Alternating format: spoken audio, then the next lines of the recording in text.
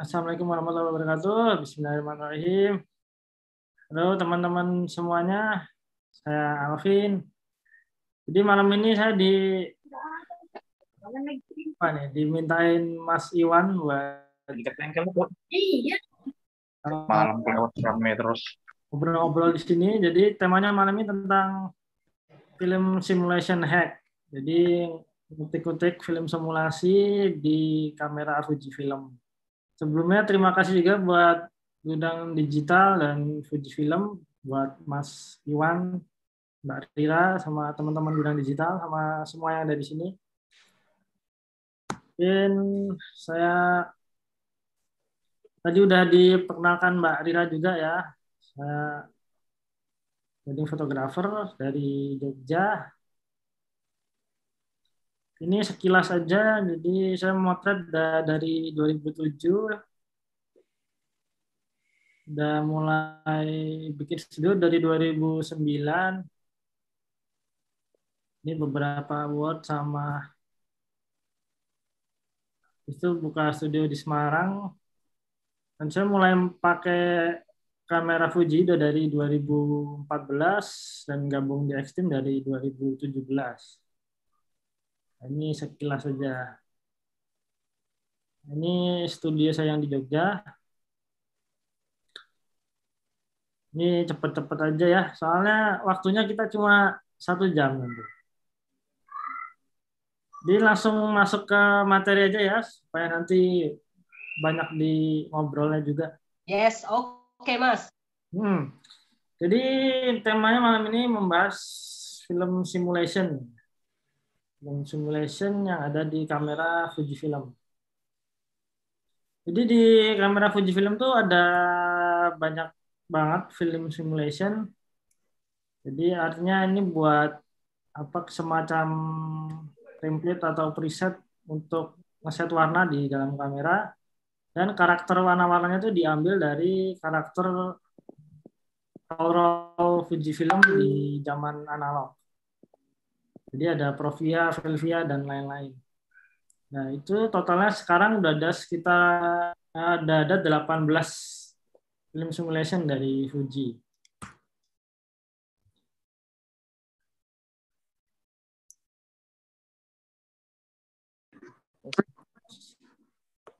Nanti saya balik lagi ke situ ya. Jadi ada banyak banget ya, ada Provia, ada klasik negatif, Astia, Pronek, klasik Chrome, Velvia, nanti juga ada Eternal, dan lebih apa nanti saya bakal jelasin lagi.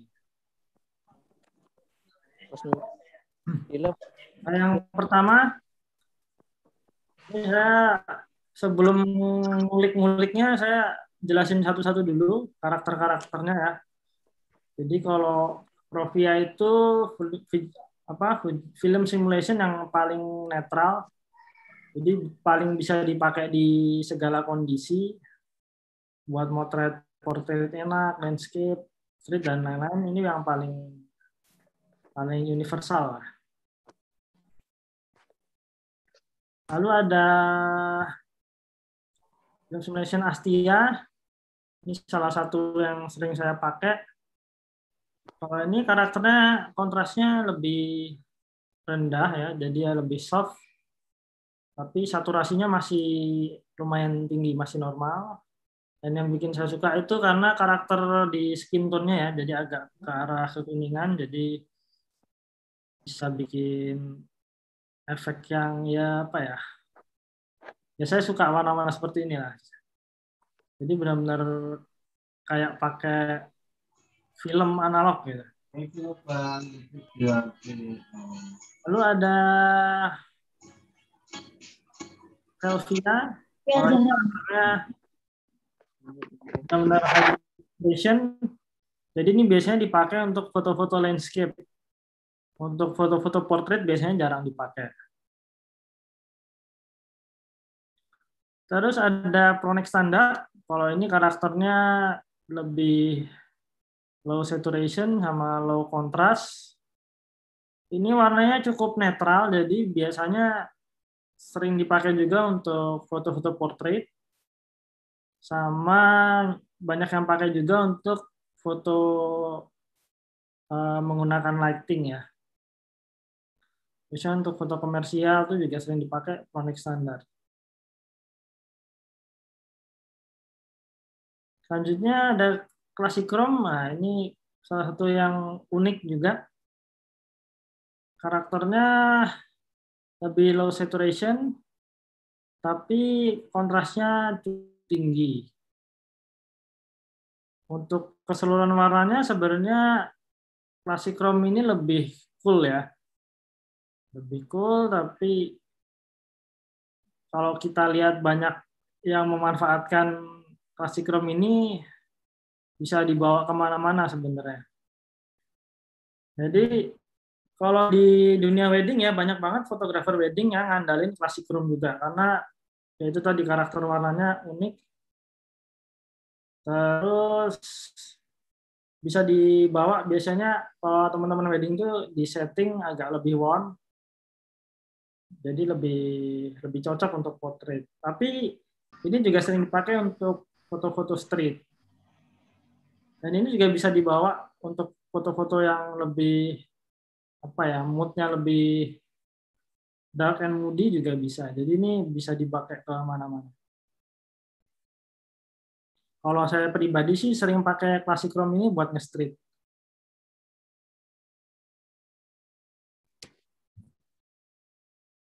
Nah, ini yang sekarang jadi favorit saya, namanya Classic Negatif. Kalau ini karakternya kontrasnya tinggi, saturasinya juga lumayan tinggi.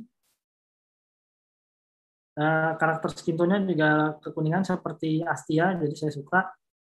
Yang bikin unik di sini dia punya color cast warna hijau di shadow dan color cast warna magenta di bagian highlight.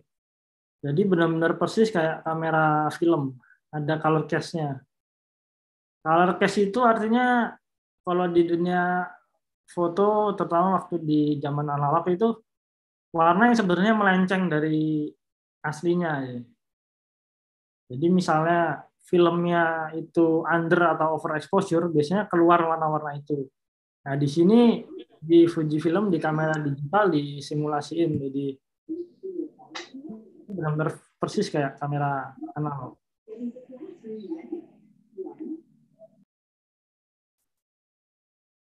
Lalu ada juga film simulation monochrome, ini untuk black and white yang standarnya. Tapi ada juga untuk black and white-nya namanya Acros. Ini yang lebih sering saya pakai. Jadi dia punya kontras dan detail yang lebih tinggi.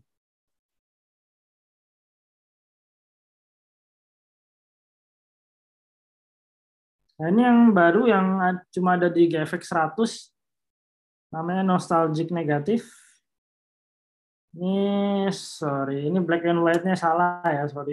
Nanti saya koreksi lah nanti. Jadi ini karakternya punya warna sedikit kekuningan di bagian highlight. Terus warna merahnya cenderung ke arah orange, istilahnya vermilion red. Dan warna birunya cenderung ke arah cyan. Sebenarnya hampir mirip kayak Classic Chrome menurut saya, tapi cenderung lebih warm. Nah, warna-warna kayak gini tuh sebenarnya sering banget kalau misalnya teman-teman lihat buku-buku foto tahun 70-an ya, fotografi street atau dokumenter itu film-film seperti ini yang paling sering dipakai.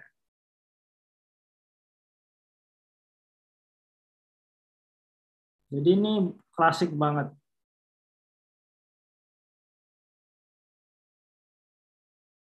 Nah, selanjutnya ada juga namanya Eterna. Kalau ini biasanya dipakai untuk video. Jadi karakternya benar-benar low saturation dan low contrast.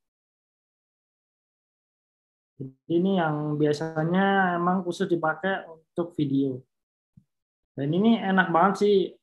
Kalau buat video saya hampir nggak pernah grading, jadi langsung pakai ini aja. Nah ini untuk film simulation-nya. Nah setelah itu kita balik ke sini, sorry.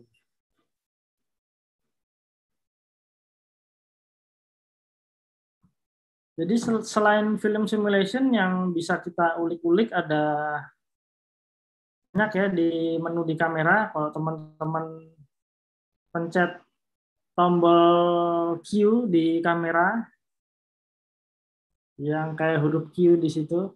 Nah, di situ kita bisa utik-utik banyak untuk warna dan apa istilahnya preset buat foto kita. Jadi biar SOOC-nya langsung bagus gitu. Yang tadi kan udah kita bahas yang pertama film simulation. Nah, terus kita juga bisa setting namanya dynamic range, terus highlight sama shadow, color, grain effect, white balance, color chrome, sharpness, high ISO, noise reduction, sama clarity. Jadi yang ada di sini semuanya bisa kita save di kamera untuk dijadikan semacam preset atau template gitu ya. Nah, ini saya bakal jelasin satu-satu.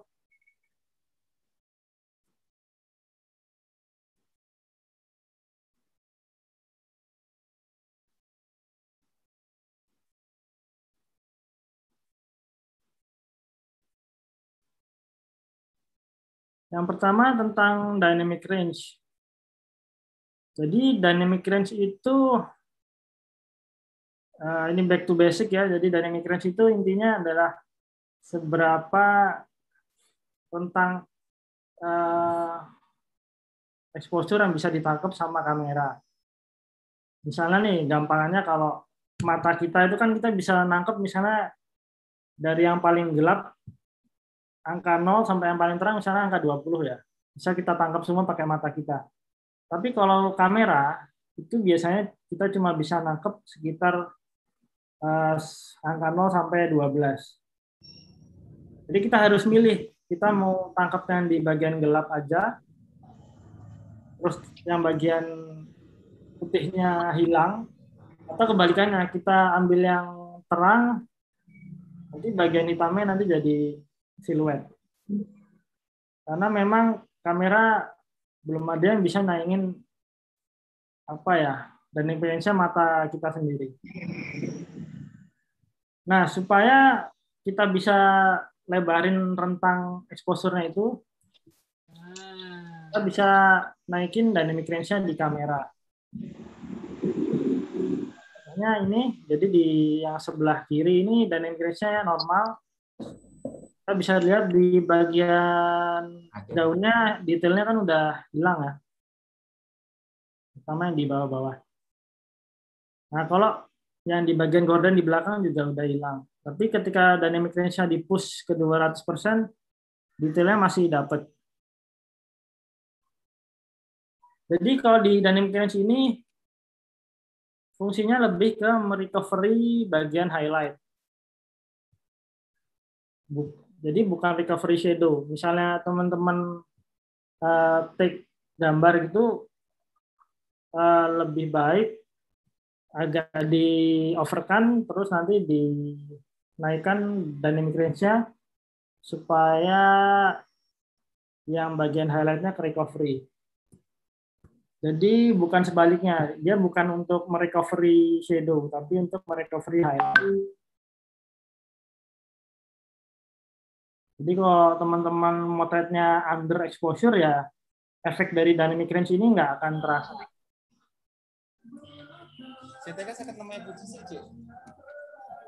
Terus kita juga bisa ngatur highlight and shadow-nya.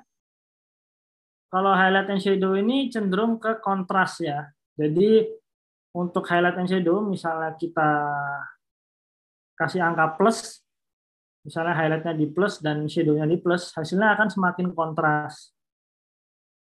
Kalau highlight-nya kita minus dan shadow-nya kita minus, hasilnya akan low kontras. Contohnya di gambar ini saya buat low kontras yang sebelah kanan. Nah, tapi untuk highlight dan shadow ini tidak begitu mempengaruhi dynamic range. Jadi misalnya teman-teman motret kayak gini, udah overexposure bagian putihnya. Kalau highlight-nya di minus, itu tidak terlalu berpengaruh untuk merecovery yang over. Jadi lebih untuk mengurangi kontras di misalnya di bagian wajah seperti ini. Jadi highlight and shadow untuk mengatur kontras tapi tidak terlalu berpengaruh sama dynamic range. Pengaruh tapi hanya sedikit banget. Saya kalau cek di histogram itu ngaruhnya dikit.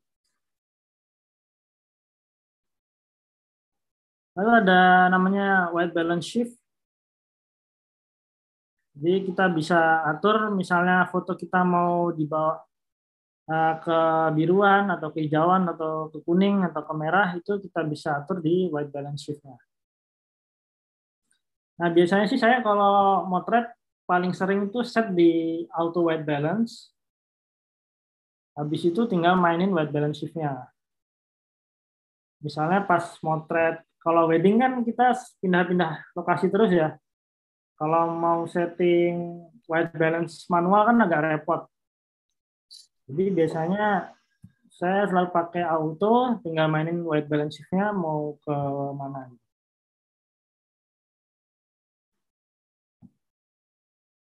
Nah, kita ada menu color, fungsinya untuk ngatur saturasi. Di sini saya rendahkan saturasinya. Terus ada juga menu grain. Kalau grain ini untuk ngasih efek seperti tekstur ya, seperti butir-butir pasir gitu, untuk intinya memberikan tekstur agar fotonya makin mirip seperti hasil dari kamera film. Tapi dibedakan ya, grain itu bukan noise. Jadi kalau noise itu semacam tekstur atau artefak yang mengganggu, yang ada warnanya juga keluar warna-warna yang mengganggu. Kalau grain itu benar-benar cuma ngasih tekstur aja. Kalau saya sendiri sih senang pakai grain. Selanjutnya ada menu clarity. Kalau clarity ini fungsinya seperti kita naikin kontras dan details dari gambar. Jadi efeknya langsung dua-duanya. Jadi contohnya kalau di sini ada yang sebelah kiri ini clarity-nya saya minus, kalau yang sebelah kanan clarity-nya saya plus. Jadi dia seperti ya pertama kontrasnya jelas naik dan tekstur-tekstur juga semakin jelas.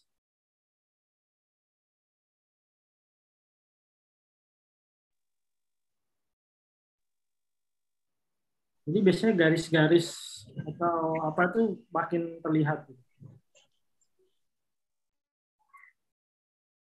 Nah, kalau saya untuk portrait atau wedding jarang pakai clarity. Kenapa? Karena untuk dapat clarity langsung di kamera itu butuh loading. Jadi memang seperti itu. Kalau kita processing clarity langsung di kamera itu loading sekitar 2 atau 3 detik. Jadi untuk di wedding itu agak susah. Cuma mungkin kalau teman-teman motret lebih ke landscape atau still life mungkin masih enak makanya.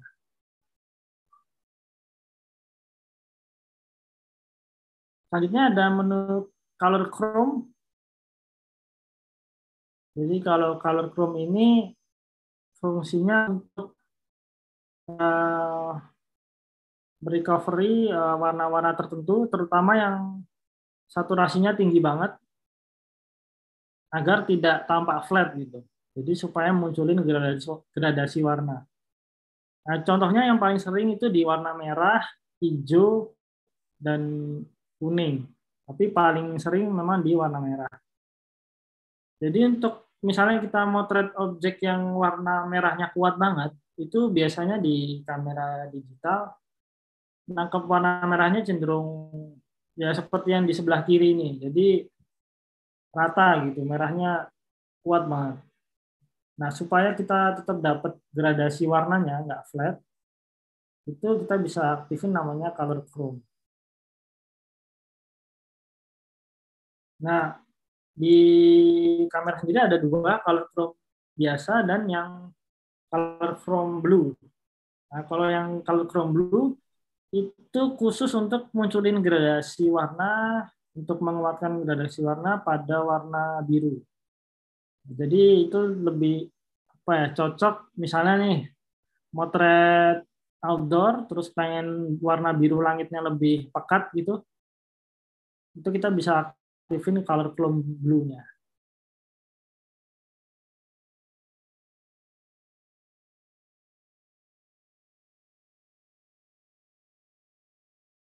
Oke, jadi itu tadi basic-basicnya ya.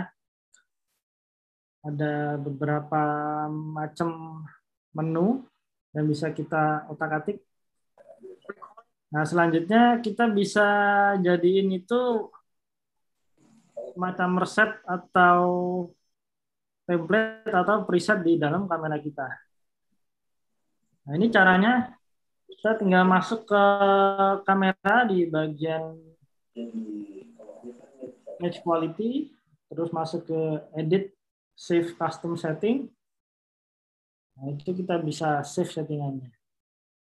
Nah, ini saya sendiri biasanya ini yang saya pakai ya. Jadi ada yang netral, itu biasanya saya pakai Provia. Terus yang light ini saya pakai, yang soft ini saya pakai Astia basicnya. Terus yang Superia untuk yang film look biasanya saya pakai klasik negatif. Terus ada buat BW-nya saya pakai Acros. Nah, untuk lebih jelasnya saya share settingannya di sini. Nah, sebelumnya mungkin saya apa ya, jelasin dulu ya tipe-tipe tone yang paling umum dan paling biasa, paling sering disebut-sebut ya. Jadi yang paling umum itu biasanya ada perbandingannya antara light and airy atau dark and moody. Biasanya ada dua aliran ya. Jadi pengen light and airy itu lebih ke tone-tone yang soft, yang pastel, yang lembut ya. Kalau yang dark and moody biasanya tone-tone yang cenderung gelap dan low saturation. Untuk nama-nama tone lain juga sebenarnya ada banyak sih, kayak misalnya yang populer juga tone film look, itu juga lagi banyak digemari juga. Dan untuk yang lain-lain ada banyak banget di dunia fotografi ini. Cuma yang paling umum salah satunya adalah light and airy. Nah, untuk dapetin warna seperti ini biasanya saya pakai film simulasi Astia. Kenapa Astia? Karena ini yang saya paling suka skin tone-nya dan ini yang paling aman untuk berbagai macam kondisi. Sebenarnya Provia juga aman di berbagai kondisi, tapi skin tone-nya saya lebih suka Astia. Beda dengan klasik negatif yang nanti saya bakal jelasin. Kalau klasik negatif itu emang bagus banget, keren banget, tapi menurut saya itu nggak bisa dipakai di semua kondisi. Nanti saya bakal jelasin lebih lanjut. Nah, supaya dapetin warna kayak gini, cenderung untuk metering kita harus overin exposure-nya. Supaya midtone di bagian kulit modelnya kita bisa angkat, supaya dapat warna soft-nya. Nah, biasanya kalau kita overin, itu kalau modelnya pakai baju warna putih, itu pasti warna putihnya udah overexposure. Nah, itu kenapa saya pakai dynamic range-nya 200% supaya bajunya nggak overexposure. Selanjutnya, highlight and shadow. Highlight-nya saya plus. Kenapa saya plus? Karena seperti tadi saya udah jelasin, highlight itu lebih ke kontras. Jadi dia tidak terlalu mempengaruhi dynamic range, terutama yang tadi ya, yang di baju warna putih ini. Jadi untuk highlight ini ketika kita plus itu lebih efeknya ke highlight yang midtone ke highlight lah. Jadi masuknya masih di area kulit. Nah, itu kalau di plusin bagian kulit akan lebih terang. Lalu colornya biasanya saya minus karena Astia itu saturasinya bawaannya udah cukup tinggi. Grain effect untuk ini biasanya kadang saya pakai, kadang enggak. Kalau di klasik negatif saya pakai terus. Red balance-nya biasanya saya geser ke red plus 1, blue min 1, artinya lebih ke arah orange, jadi supaya warnanya lebih warm. Nah, untuk settingan lain-lainnya biasanya saya netral sih, jadi kayak sharpness 0. Saya nggak pernah plusin sharpness-nya di Fuji karena udah tajam banget. Terus noise reduction juga saya 0. Clarity juga kayak tadi saya jelasin, saya pasti 0 karena menghindari buffering yang terlalu lama.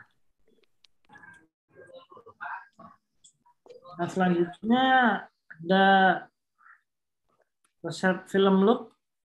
Nah, ini yang sekarang saya lagi suka banget. Jadi pakai yang namanya klasik negatif.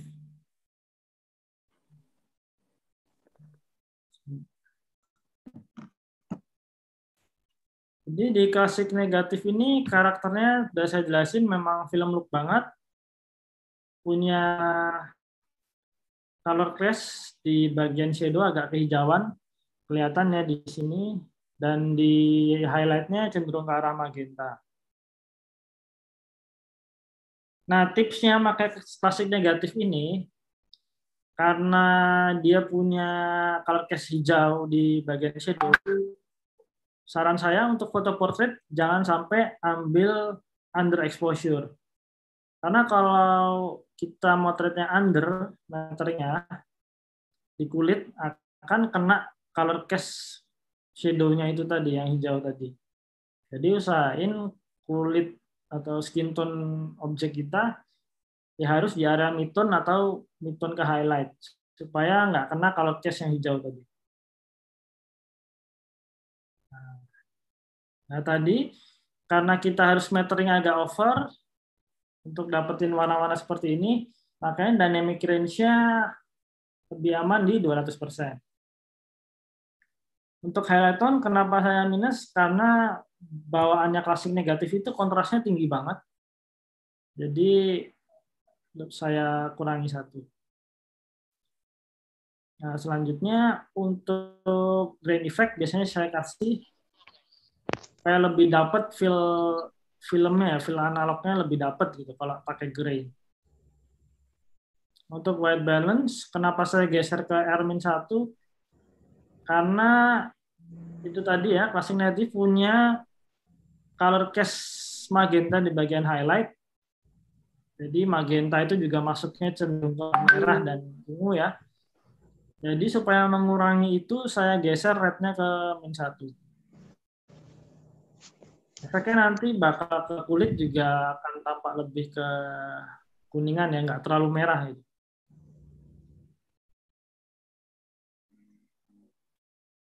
Jadi itu ya saya usahain menjelaskan detail-detail ini ada tujuan-tujuannya. Jadi ketika teman-teman nanti buat resep sendiri, riset sendiri, udah bisa eksperimen sendiri.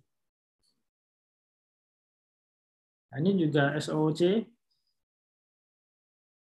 Settingannya sama, cuma bedanya di white balance shift-nya ini saya red-nya saya minus lagi dan blue-nya juga saya kurangi supaya lebih ke kuning.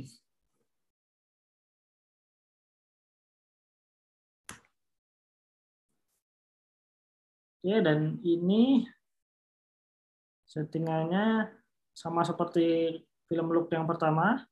Bedanya di sini color-nya saya tambahin, saya plus 2 ya supaya lebih dapat aja sih lebih tinggi saturasinya ya. Skin tone-nya warna-warna hijau di belakang juga supaya lebih keluar.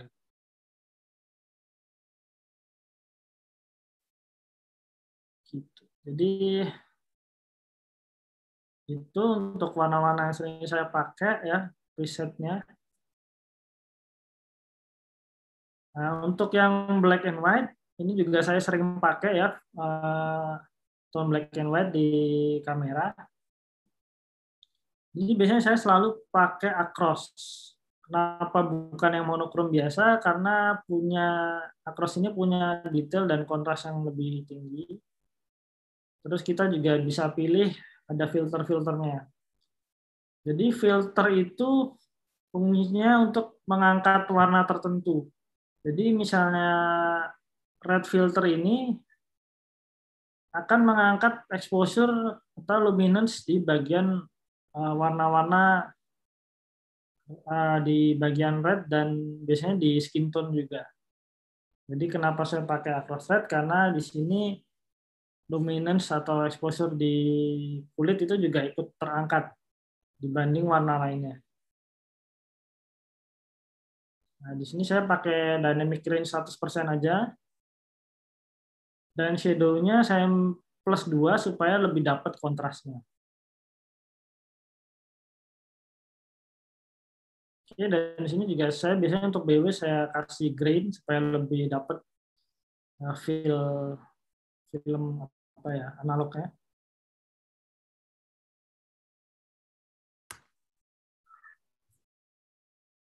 Ini juga sama setelahnya.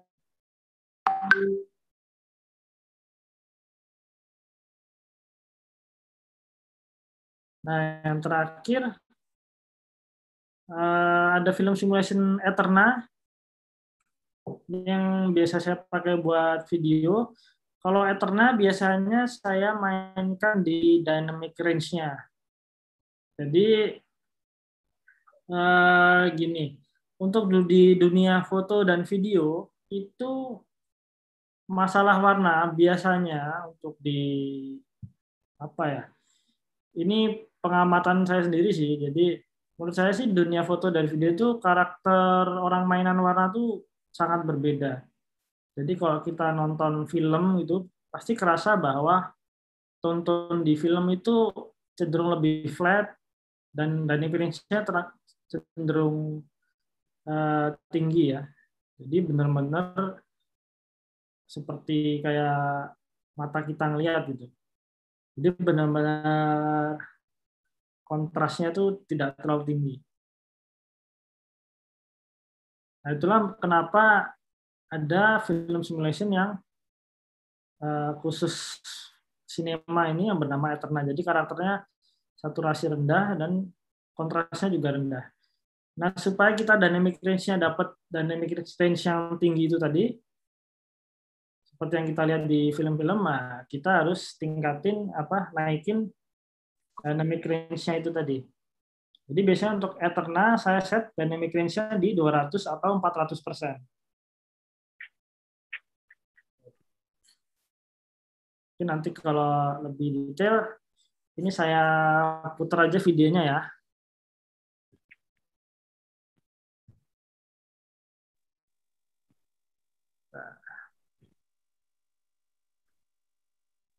Ini saya pakai XT4 dan pakai Eterna.